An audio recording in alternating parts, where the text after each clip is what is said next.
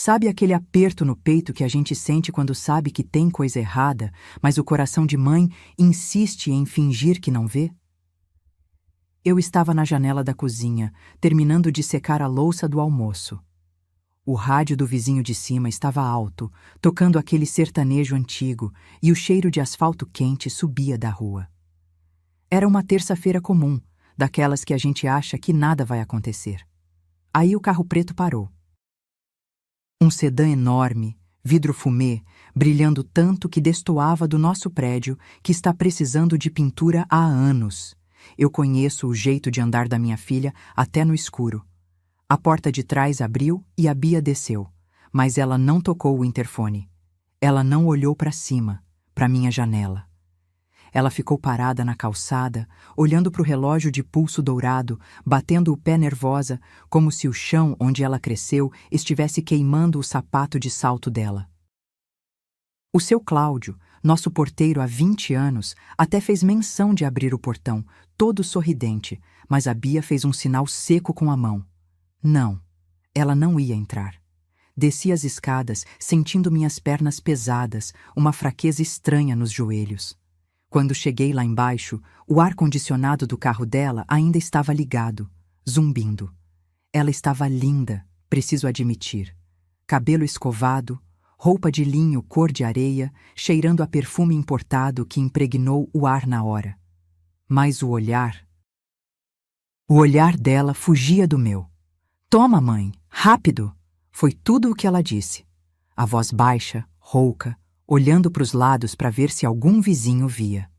Ela esticou o braço e empurrou uma sacola de papelão na minha direção. Uma sacola de grife, mas toda amassada, como se fosse lixo.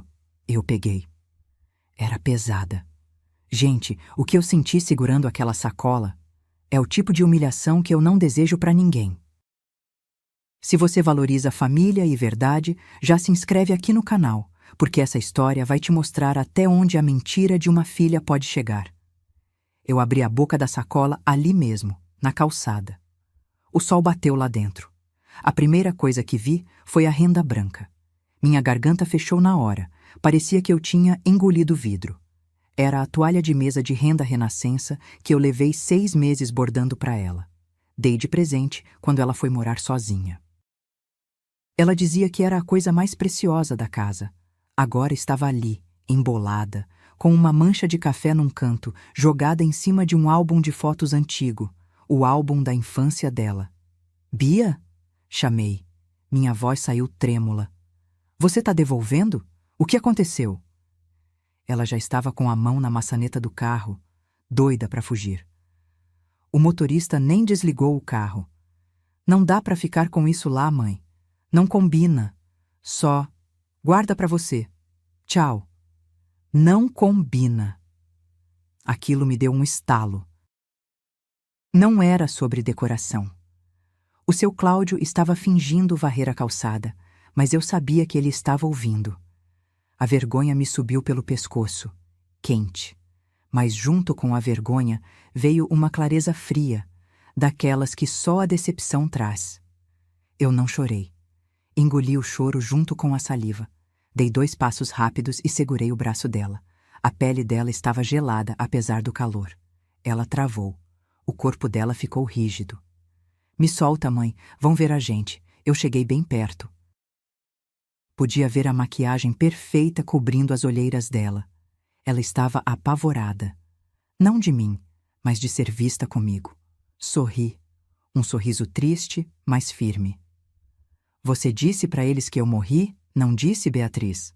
Perguntei baixo, olhando no fundo do olho dela. "Porque defunto não aceita devolução." Ela ficou pálida. A boca abriu e fechou, mas nenhum som saiu. Ela puxou o braço com força, quase caindo, e se jogou para dentro do carro como se estivesse fugindo de um assalto. O carro arrancou cantando pneu. Fiquei ali, sozinha na calçada, com o peso da minha vida devolvida naquela sacola. O seu Cláudio parou de varrer e me olhou, sem graça. "Tudo bem, dona Helena?" Eu respirei fundo, ajeitei a postura e entrei no prédio. Eu precisava ver o que mais tinha naquela sacola. Porque se ela achava que tinha se livrado de mim me matando para a família nova dela, ela estava muito enganada. Entrei em casa e tranquei a porta com 2 voltas, coisa que eu nunca faço durante o dia. Minhas pernas tremiam tanto que precisei puxar a cadeira da cozinha para não cair. O silêncio do apartamento, que eu sempre gostei, de repente parecia um grito. Só se ouvia o zumbido velho da geladeira. Coloquei a sacola em cima da mesa de fórmica. Ali, sob a luz clara da tarde, aquilo parecia uma bomba relógio. Eu tinha medo de mexer. Medo real. Sabe quando você não quer ver o tamanho do estrago? Fui até o filtro de barro, enchi um copo d'água e bebi num gole só. A água estava fresca, mas desceu rasgando. O gosto amargo de Billy não saía da minha boca. Respirei fundo e virei o conteúdo da sacola na mesa. Caiu tudo de uma vez. O álbum de fotos bateu pesado. A toalha de renda escorregou para o lado. E um porta-retrato deslizou até a ponta da mesa. Era uma foto nossa, da formatura dela. Eu estava abraçada nela, sorrindo aquele sorriso besta de mãe orgulhosa.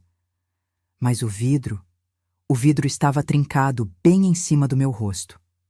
Uma rachadura em forma de estrela, partindo minha imagem em pedacinhos. Não foi acidente de transporte. O vidro estava limpo, sem cacos soltos. Alguém tinha quebrado e guardado assim mesmo. Mas o que fez meu sangue gelar foi o envelope pardo que caiu por último. Estava estufado. Não tinha remetente, nem carta, nem bilhete. Nada. Abri. O cheiro de papel moeda subiu na hora. Notas de 50 e de 100 reais. Contei com os dedos trêmulos, sentindo a textura áspera do dinheiro. 2.000 reais. Em dinheiro vivo. Não era um presente. Não era ajuda para pagar o condomínio. Aquilo tinha nome. Indenização. Minha filha estava comprando meu silêncio. Ela estava pagando a multa rescisória da nossa relação. 2.000 reais para eu não existir mais. Senti uma mistura pavorosa de raiva e humilhação. Eu queria rasgar aquele dinheiro, picar tudo e jogar pela janela. Mas ao mesmo tempo, minha mão apertou as notas com força. Eu precisava desse dinheiro para arrumar o dente que quebrei mês passado. Precisava. E isso me fez sentir ainda mais suja. A verdade é que a pobreza tira até o luxo da gente ter orgulho na hora que quer. Guardei o dinheiro no envelope como se fosse tóxico. Eu precisava entender o timing. Por que hoje? Por que agora, numa terça-feira qualquer? A Bia é calculista. Ela não dá ponto sem nó. Olhei para o calendário de ímã na geladeira. Nada. Foi aí que lembrei da Sônia. A Sônia trabalhou comigo na limpeza de escritórios anos atrás, mas agora estava fixa na cozinha de um buffet de luxo, o Imperium. A Bia vivia seguindo o Instagram desse buffet, sonhando acordada. Peguei o celular, disquei, chamou 5 vezes. Fala, Helena. A Sônia atendeu ofegante, barulho de prato batendo e gente gritando no fundo. Mulher, tô num sanhaço aqui, fala rápido. Sônia. Desculpa. É coisa rápida. Tentei firmar a voz. Você tá trabalhando em algum evento grande essa semana? Grande? Minha filha, é o evento. A gente tá montando a estrutura desde ontem na mansão dos Bittencourt. É amanhã à noite. Um noivado milionário. Dizem que a decoração veio de navio da Itália. Coisa de louco. Ela baixou o tom de voz cochichando. Parece que o herdeiro vai pedir a mão daquela moça que apareceu na coluna social, a tal da órfã misteriosa. O telefone quase caiu da minha mão. Órfã misteriosa. A data batia. O descarte das coisas velhas batia. O dinheiro para eu ficar quieta batia. Sônia...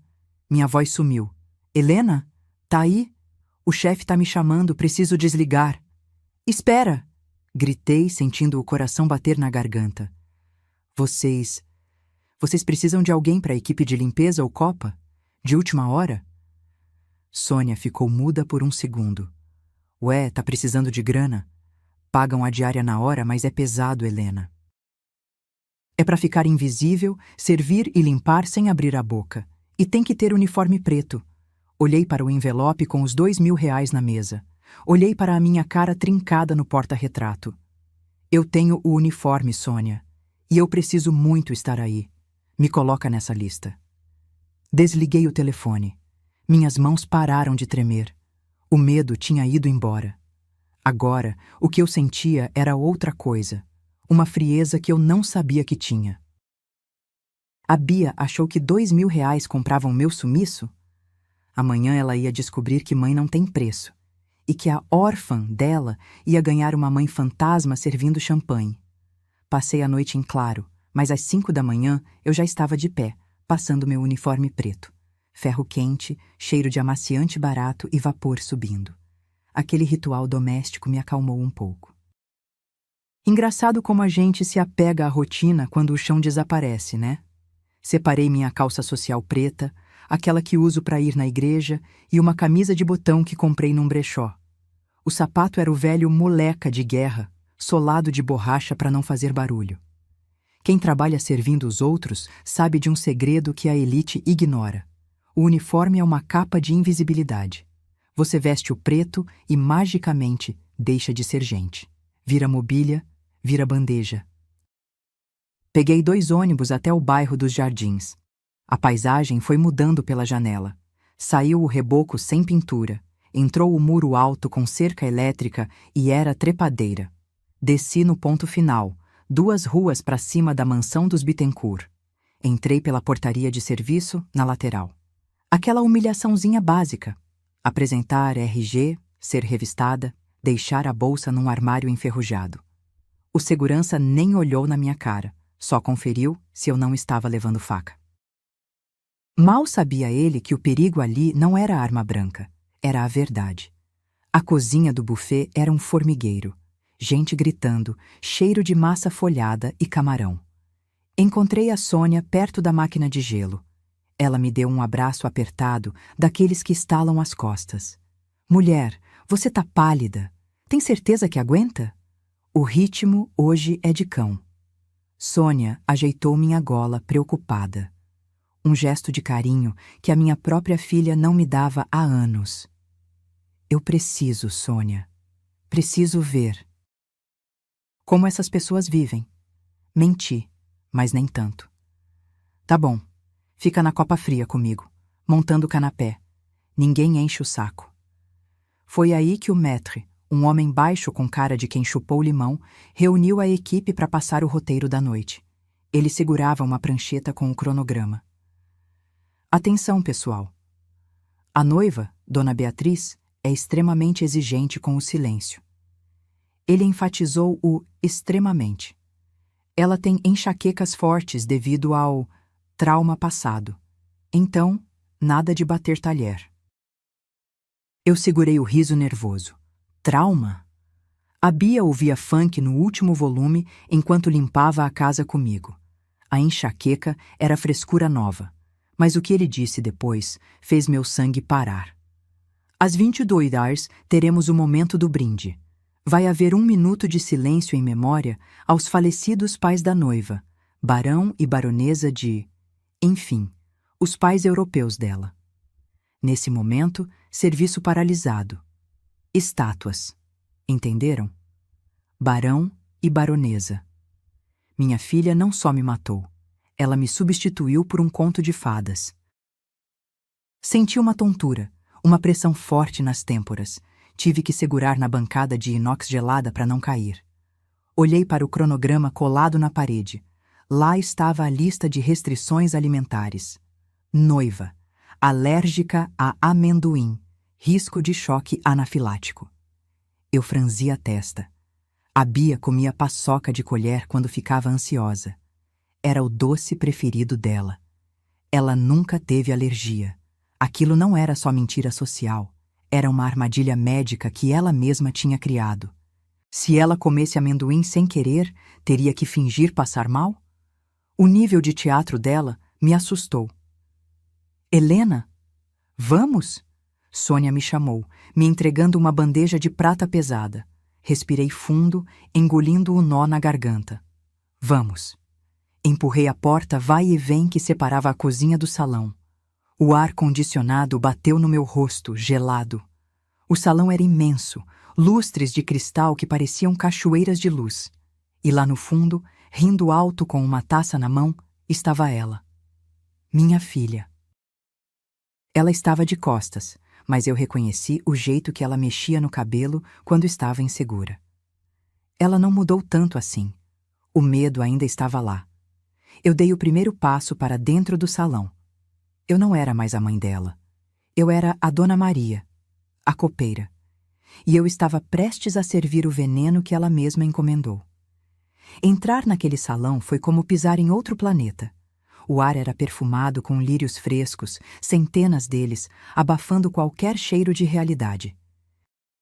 O piso de mármore era tão polido que eu tinha medo de escorregar com meu sapato de borracha gasto.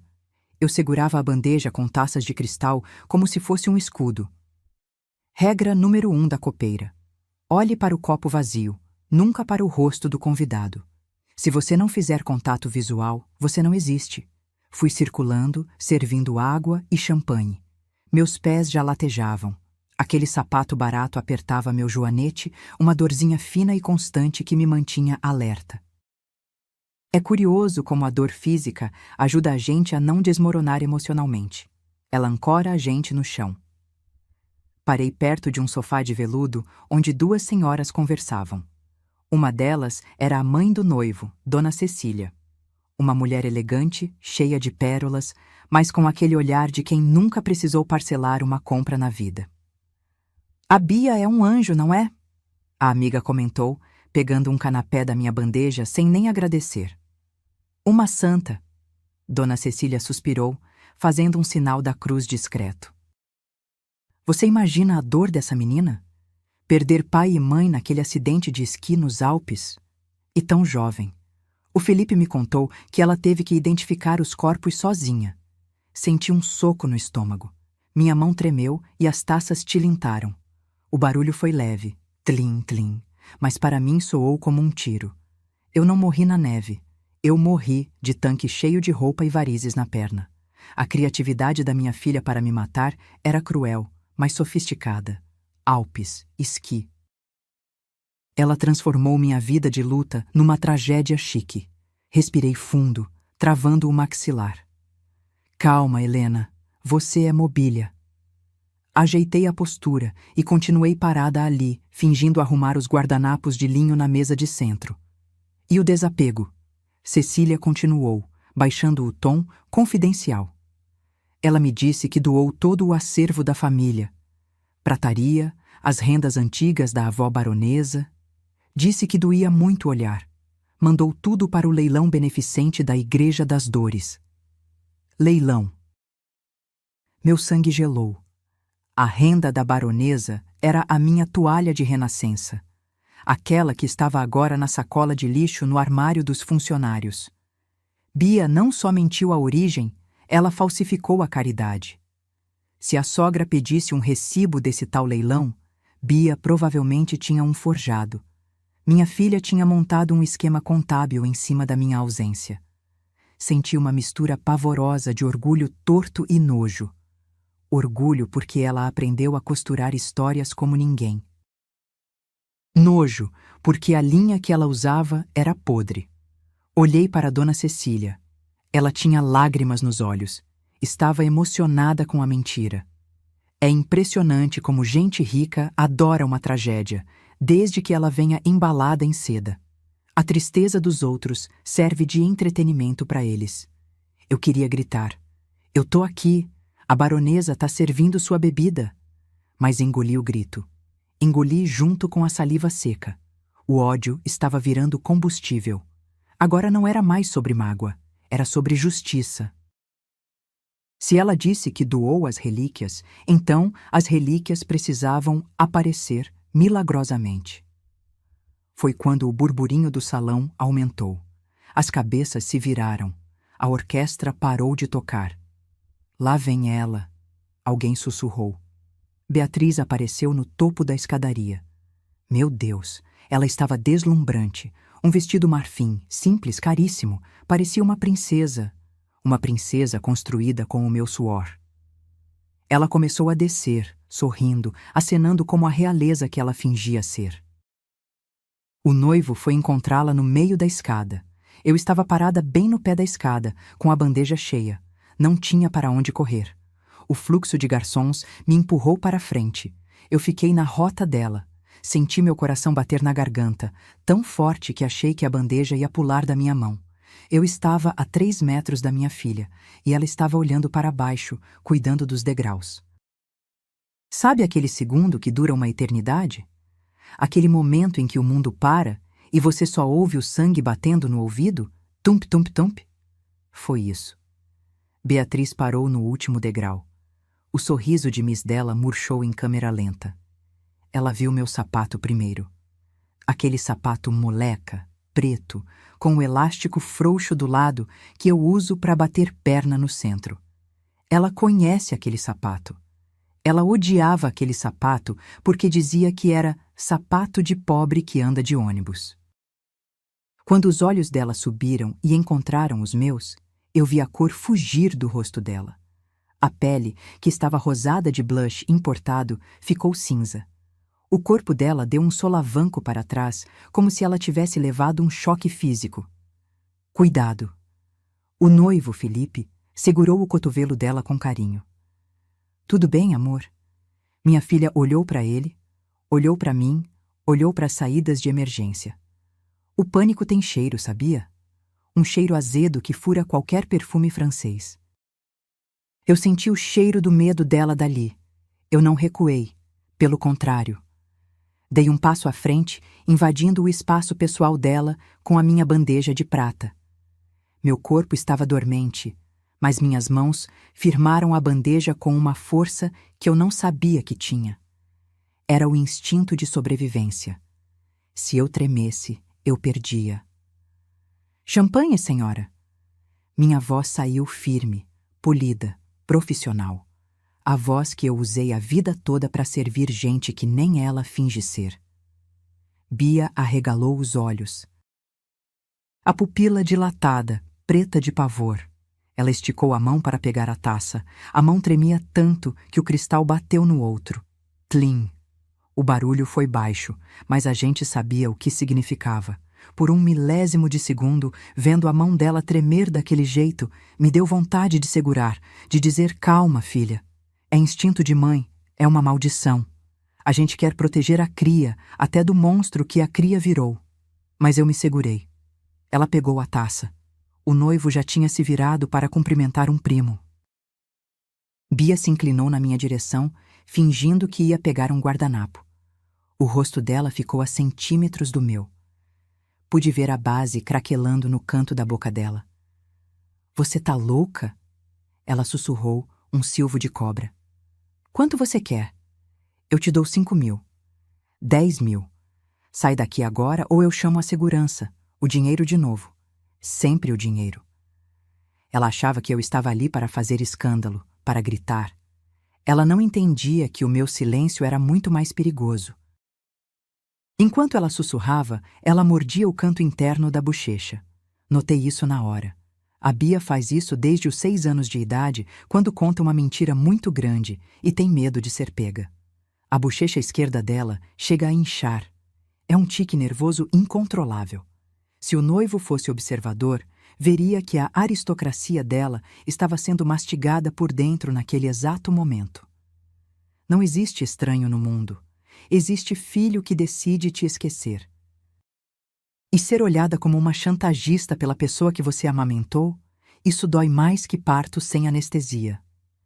Eu olhei bem dentro do olho dela, não como serva, como juíza. Ignorei a oferta de dinheiro.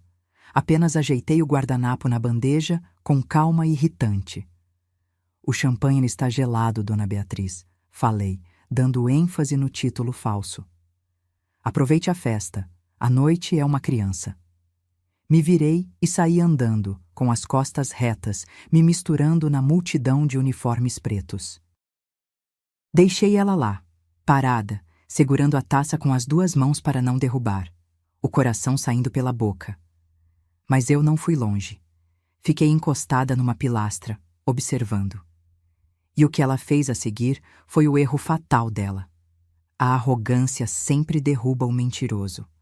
Bia bebeu o champanhe num gole só e chamou o chefe dos garçons. Ela apontou para mim de longe. Eu vi o movimento antes dele acontecer. Conheço o corpo da minha filha. Quando a Bia fica acuada, ela ataca. É o jeito dela de retomar o controle. Ela chamou o maître com um estalar de dedos. Algo que a mãe do noivo, Dona Cecília, jamais faria. Vi o maître fechar a cara, mas ele foi. Bia sussurrou algo no ouvido dele e apontou para mim discretamente. O homem veio na minha direção, bufando. Dona Maria, ele nem sabia meu nome direito. A noiva reclamou que a senhora está olhando muito. Disse que a senhora é inquietante. Vá servir os salgados na roda dela. E sorria.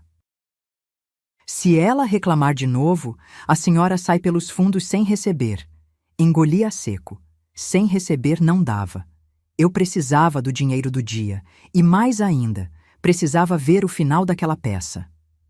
Peguei uma bandeja de vol au vent, aquelas cestinhas de massa folhada que esfarelam só de olhar, e fui até o grupo onde ela estava. O noivo, Felipe, contava uma piada. Bia ria alto demais, com a mão no pescoço. Quando cheguei perto, ela me viu. O sorriso dela virou uma linha dura. Ela esperou eu esticar a bandeja. Aceitam? Perguntei. Bia fez um movimento brusco, fingindo se virar para o noivo. O cotovelo dela bateu de propósito na quina da minha bandeja. Foi calculado. Física pura. A bandeja virou. Os salgados voaram. E uma taça de vinho tinto que estava na mão dela, que ela soltou no momento exato, caiu no chão, estilhaçando e espirrando vinho na barra do vestido marfim dela e no tapete persa. O barulho de vidro quebrando parou a festa. Ai, meu Deus! Bia gritou, teatral. Sua desastrada! Você tem noção do que fez? Olha o meu vestido! Olha o tapete da minha sogra! O silêncio foi absoluto. Senti centenas de olhos queimando minhas costas. O maître correu vindo lá do fundo. O noivo, Felipe, tentou acalmar. Amor, foi um acidente, calma. Acidente nada, Felipe. Bia apontou o dedo na minha cara, tremendo de raiva ou de medo.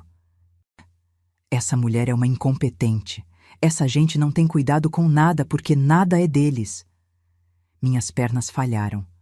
Não de medo, mas de cansaço acumulado. O joelho direito estalou quando me abaixei. Senti o cheiro forte de vinho barato misturado com o perfume caro dela. O líquido gelado molhou minha mão. Imediatamente, o instinto de faxineira assumiu. Tirei o pano de serviço do bolso. Não esfreguei. Quem limpa sabe que vinho a gente absorve, senão a mancha espalha. Comecei a catar os cacos de vidro maiores com a mão nua, ignorando o risco de corte. É automático. Primeiro a segurança dos outros, depois a nossa. Lá debaixo, de joelhos no chão, eu olhei para cima.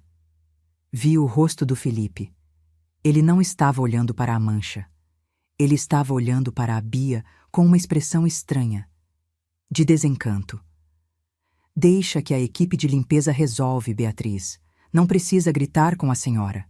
Felipe disse seco. Mas Felipe é um Tabriz autêntico. Bia retrucou. Bia, esse tapete é da Token Stock. A gente comprou para decorar o salão de festas ano passado.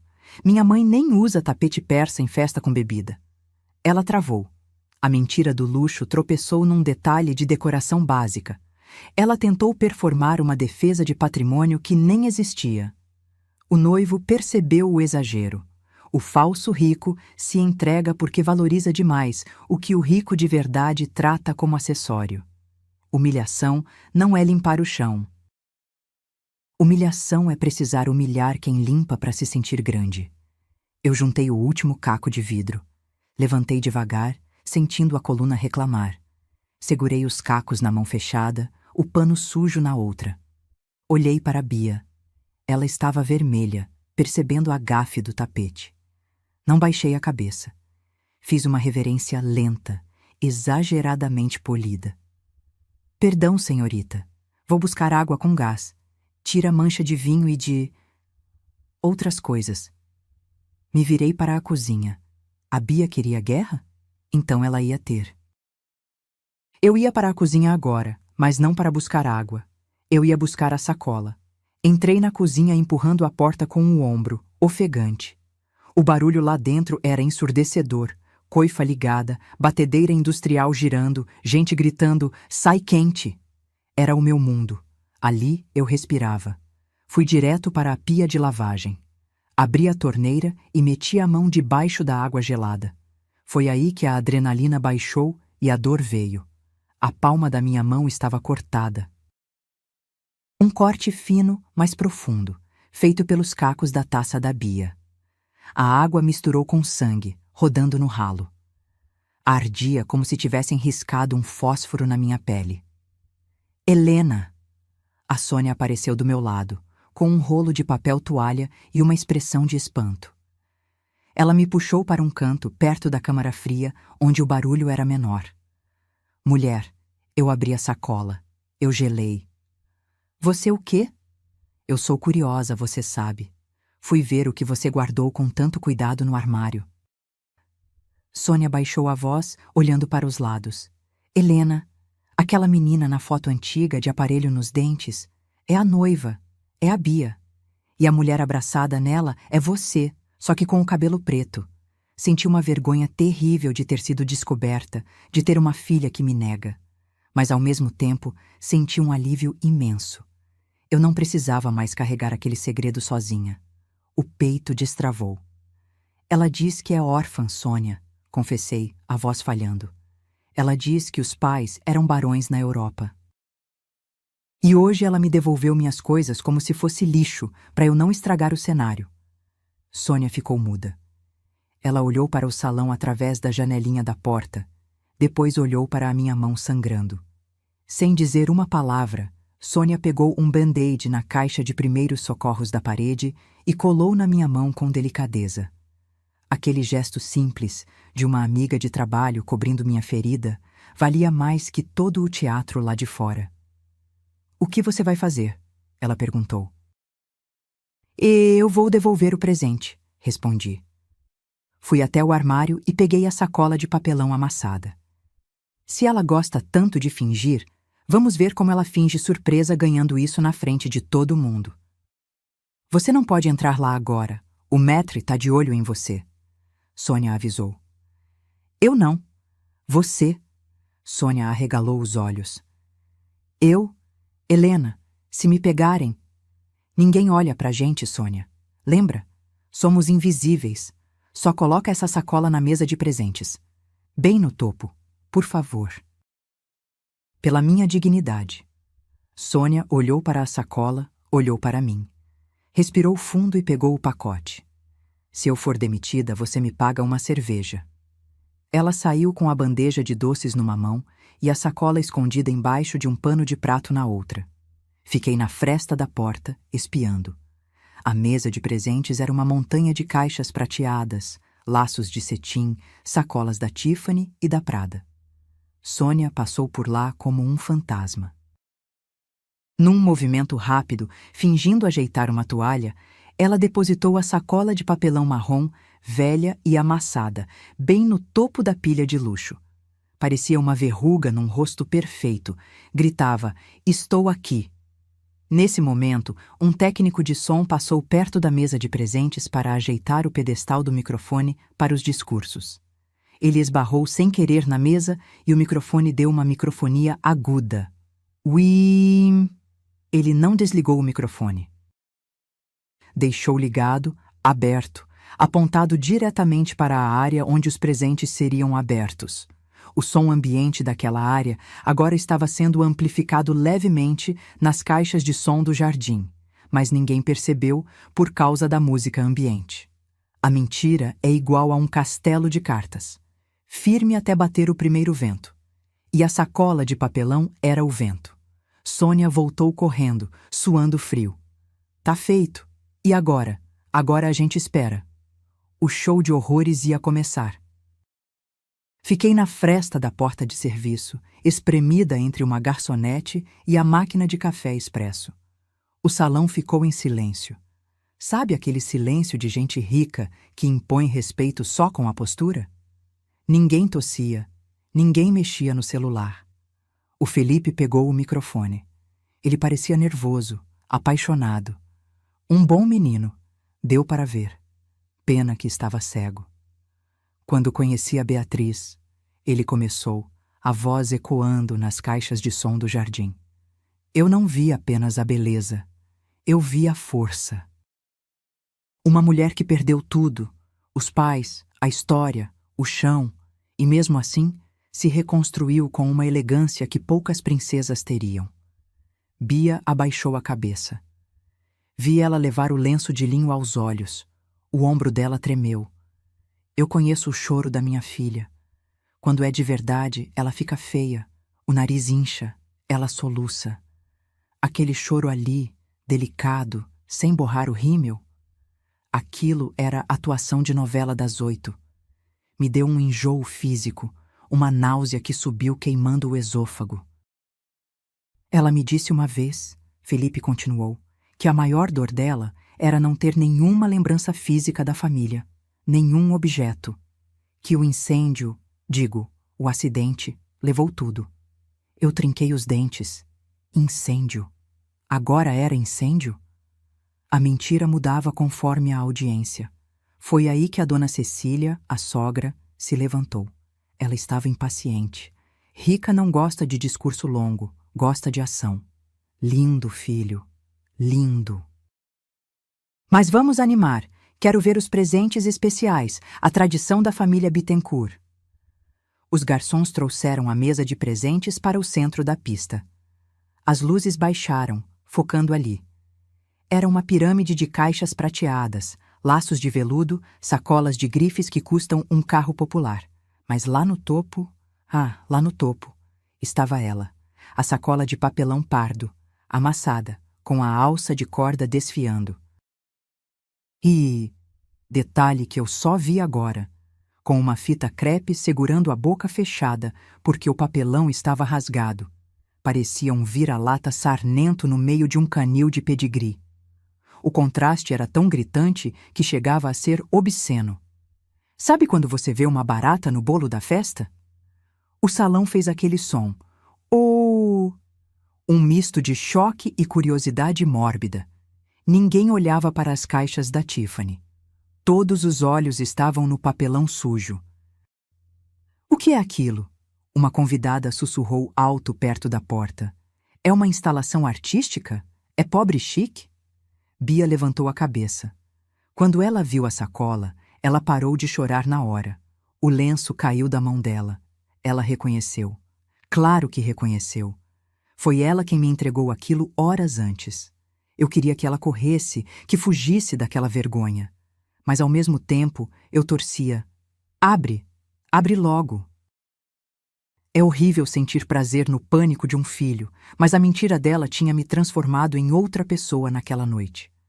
Dona Cecília, que adora uma excentricidade, foi direto na sacola. Ora vejam! Ela riu, achando graça. Alguém trouxe algo rústico. Eu adoro essa autenticidade. Deve ser algum artesanato local caríssimo que a gente não conhece. Bia tentou se levantar. Não, Cecília, espera! Ela gritou, a voz desafinando. Deve ser engano, é lixo de algum funcionário. Mas era tarde. A sogra já estava puxando a fita crepe. O som da fita rasgando, creque, foi amplificado pelo microfone que estava perto. Foi o som mais satisfatório da minha vida. Na hora que a Cecília puxou a sacola, um papelzinho amarelo de compra o ouro que estava colado no fundo da sacola, coisa de gente que anda no centro, caiu no chão, bem no tapete chique. O noivo, Felipe, abaixou para pegar. Ele leu, franziu a testa. Aquilo não combinava com o leilão beneficente ou antiquário europeu. Era a vida real invadindo a fantasia. Cecília meteu a mão dentro da sacola. O mundo da Bia estava prestes a acabar.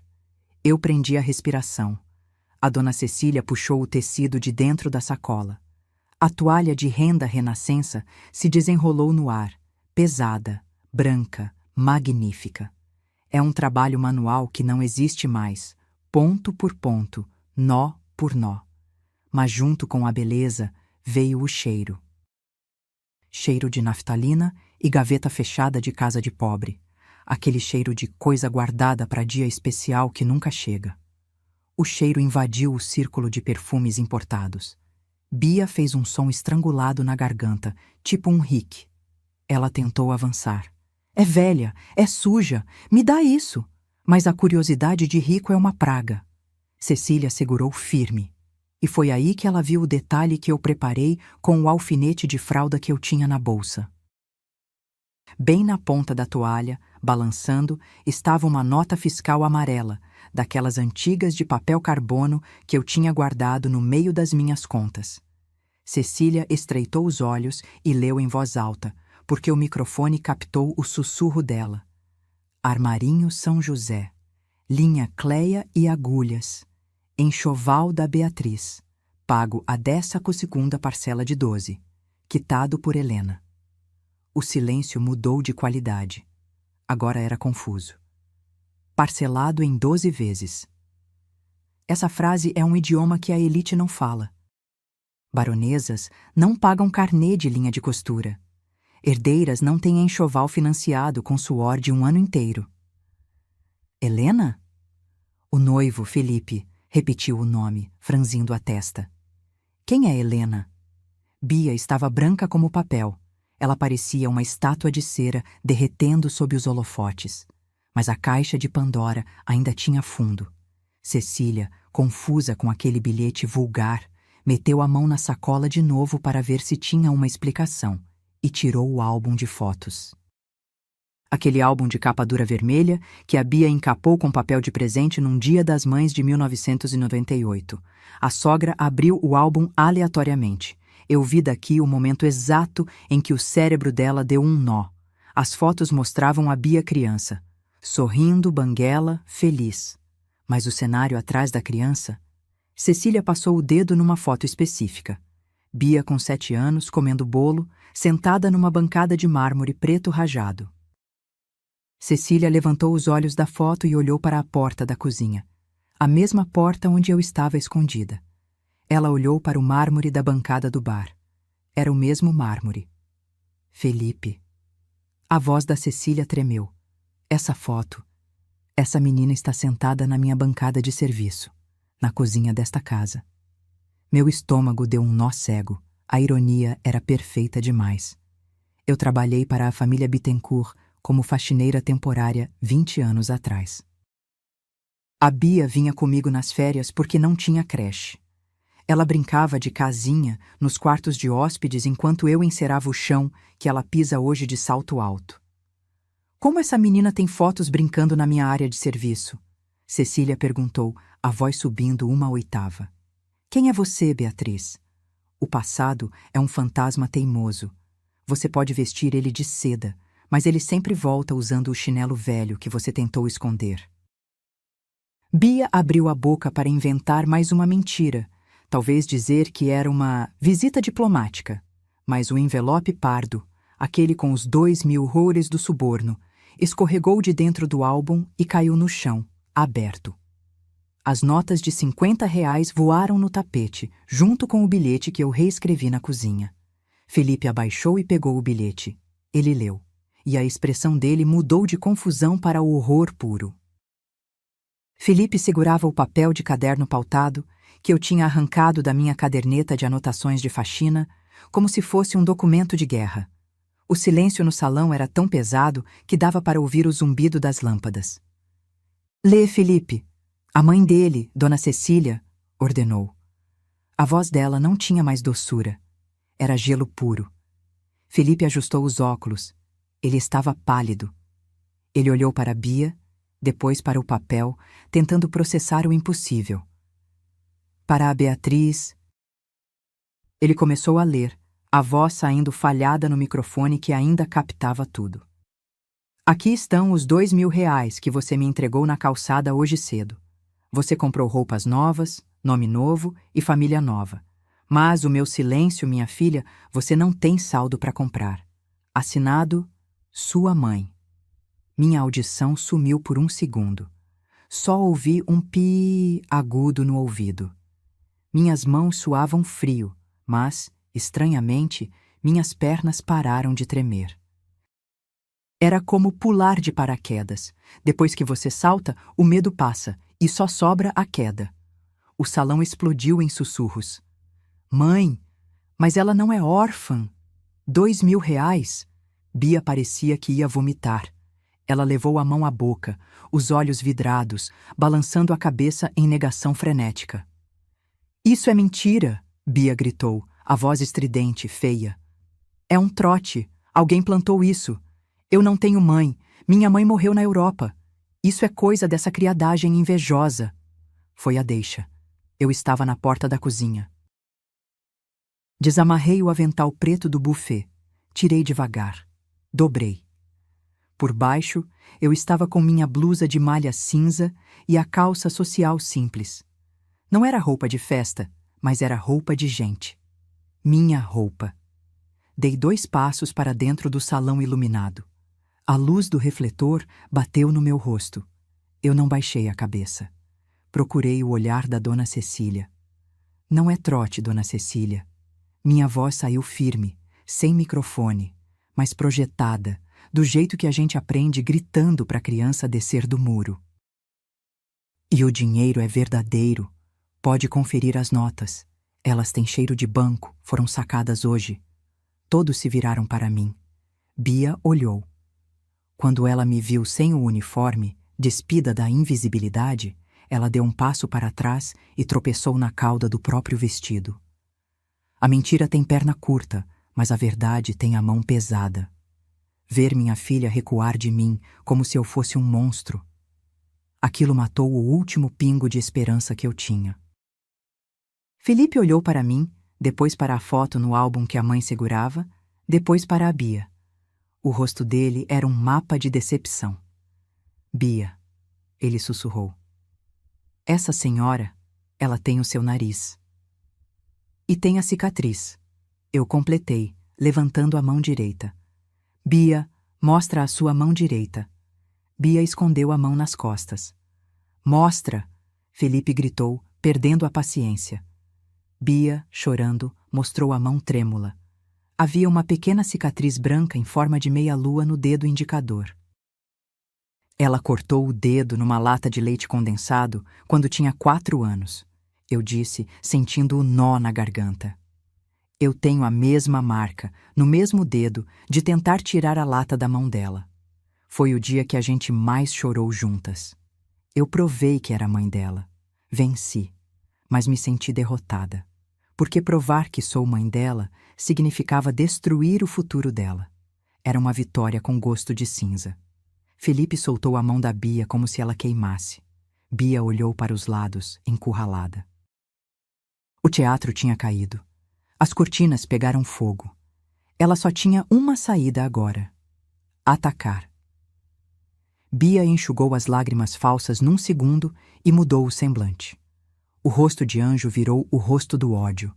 A Bia que eu criei, a menina que dormia de trança e pijama de flanela, desapareceu na minha frente.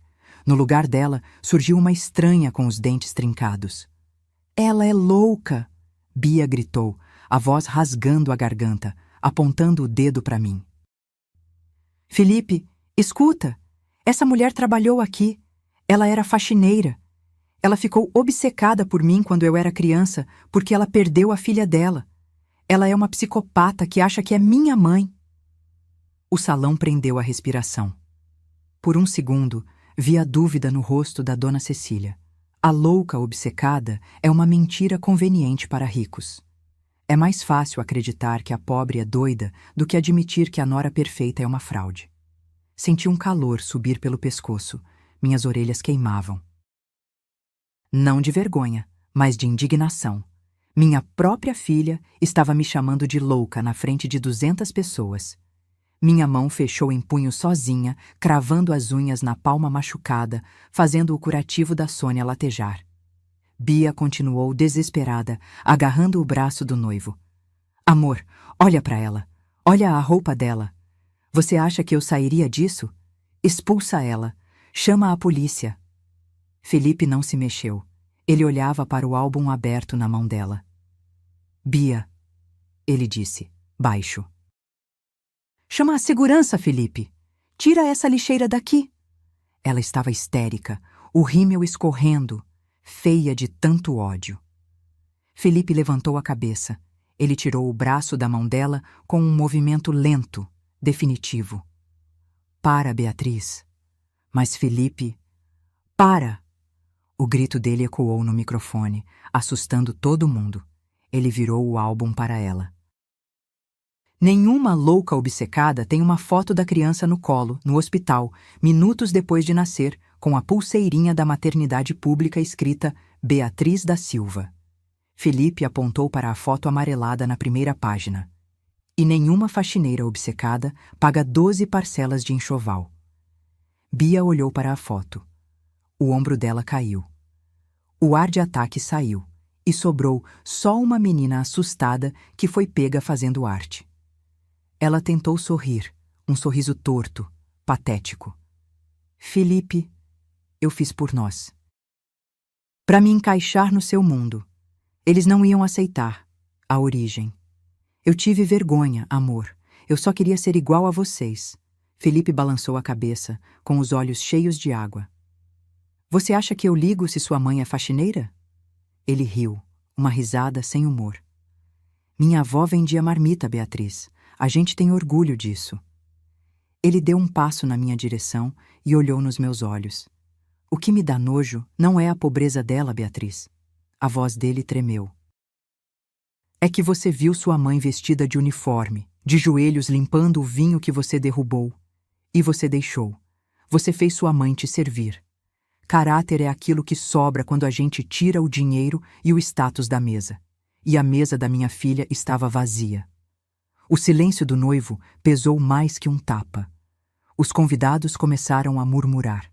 Vi gente pegando o celular para filmar discretamente. A desgraça alheia é o prato principal da sociedade. Bia olhou em volta. Viu os olhares de desprezo. Viu a sogra virando as costas. O sonho de 50 milhões estava escorrendo pelo ralo. Ela olhou para mim. Dessa vez, não com ódio, mas com súplica. Aquele olhar de mãe, me salva, conserta a bagunça que eu fiz. Eu respirei fundo. O coração de mãe quis correr e abraçar. Quis dizer que era mentira minha, mas eu olhei para a toalha de renda no chão, pisada. Não, eu não ia consertar. Eu ia educar. Pela última vez. Dei um passo à frente, passei pelo Felipe e parei na frente dela. Todos esperavam um tapa, mas eu fiz algo pior. O salão esperava um barraco. Esperavam que eu puxasse o cabelo dela, que eu gritasse xingamentos, que eu fizesse o show de pobre que eles tanto desprezam e, no fundo, adoram assistir. Mas eu não me movi com raiva. Eu me movi com cansaço. Aquele cansaço antigo de quem carregou o mundo nas costas e agora decidiu soltar. Abaixei-me devagar, dobrando os joelhos que estalavam, e comecei a recolher as notas de 50 e 100 reais que estavam espalhadas no tapete persa, ou da Tok and Stock, tanto faz. Juntei uma por uma. Alinhei as pontas. Aquele dinheiro era o preço que ela tinha colocado no meu amor. Minha mão não tremia mais. Pelo contrário, estava firme, gelada. Mas meu peito... meu peito ardia. Era uma queimação física, como se eu tivesse engolido brasa. Cortar o cordão umbilical dói mais depois de 30 anos do que no parto. Levantei. Bia estava parada na minha frente, os ombros caídos, maquiagem borrada. Ela parecia ter encolhido. Não era mais a noiva aristocrata. Era só a Beatriz, a menina que tinha medo de trovão. Ela esticou a mão na minha direção, os dedos trêmulos, implorando silenciosamente por um abraço, por um "tá tudo bem, mamãe resolve". Eu olhei para a mão dela. Olhei para a cicatriz no dedo. Tudo em mim gritava para abraçá-la. É biológico. É instinto.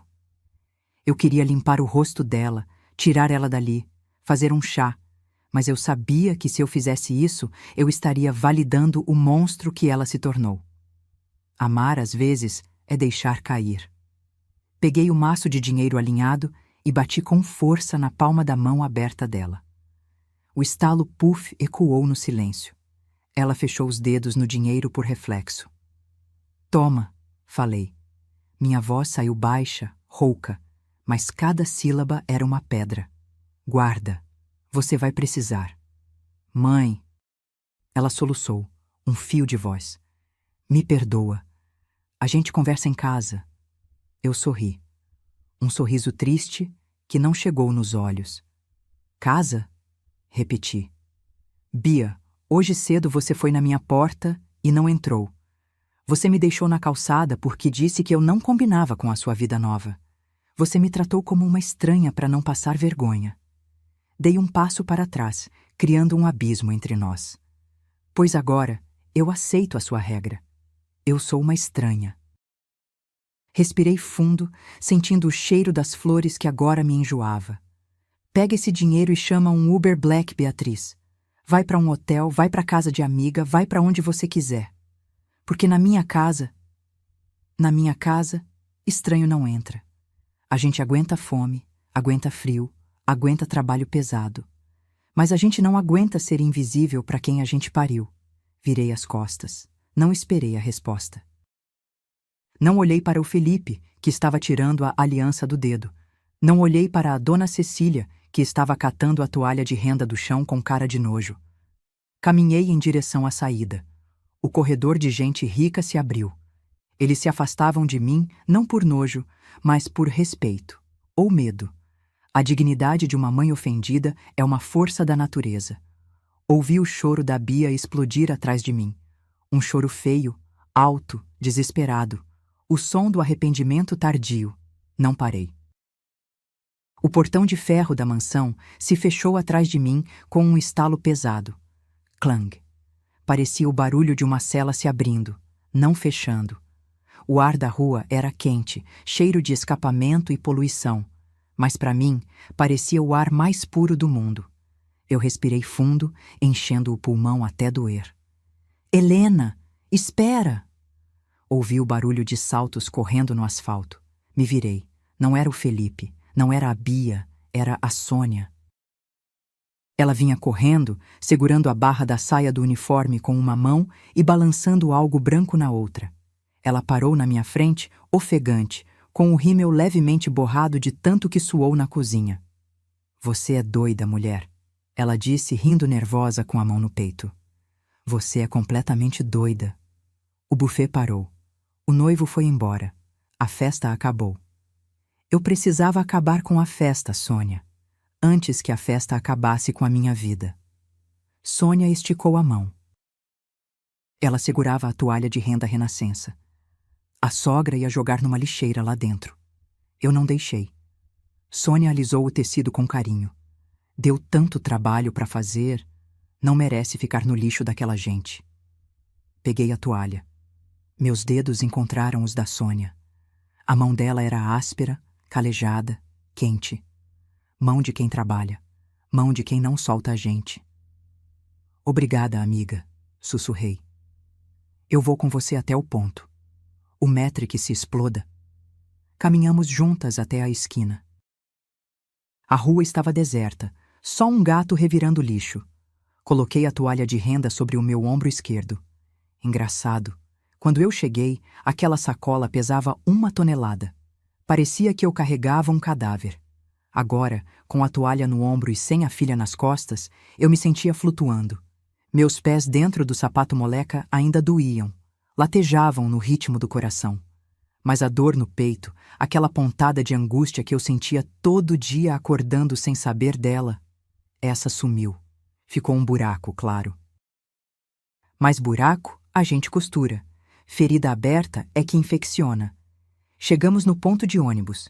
O letreiro digital amarelo vinha vindo lá longe. Terme Lapa. O barulho do motor a diesel freando foi a nossa música de encerramento. Muita gente acha que amor de mãe é incondicional. Não é. A condição é o respeito. Sem respeito, o amor vira cativeiro. E eu me libertei hoje. O ônibus parou. A porta abriu chiando. Olhei para trás, na direção da mansão iluminada no alto da rua. Imaginei a Bia lá, sozinha no meio dos presentes caros, com o dinheiro na mão e sem ninguém. Senti pena?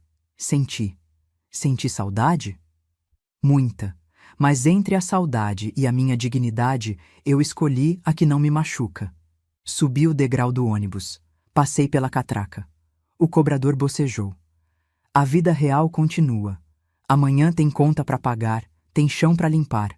Mas hoje eu durmo de alma lavada. Gente, eu tremi escrevendo esse final. Agora eu preciso muito saber a opinião de vocês, porque eu ainda tô com o coração na mão. Você teria perdoado a Bia lá na festa se ela pedisse desculpas chorando? Ou eu fiz certo em virar as costas e ir embora? Mãe tem que aguentar tudo mesmo, ou existe limite para a humilhação? Me conta aqui nos comentários. Eu vou ler todos. Quero saber se eu fui muito dura ou se foi justiça.